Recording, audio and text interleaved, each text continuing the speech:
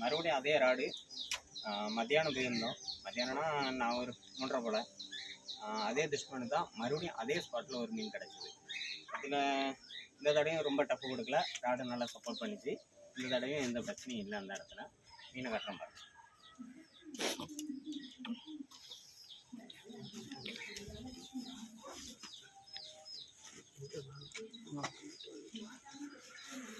கொஞ்சம் பின்னாடி போயிட்டு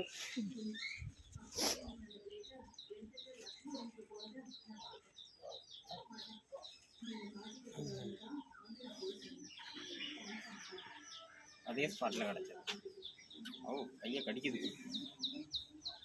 சரி, ஓகே. இந்த சிண்டெக்ஸில் போடுறத காட்டுவோம்.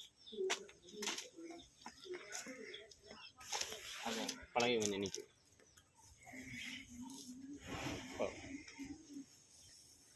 இந்த சிண்டெக்ஸில் போட போகிறோம்.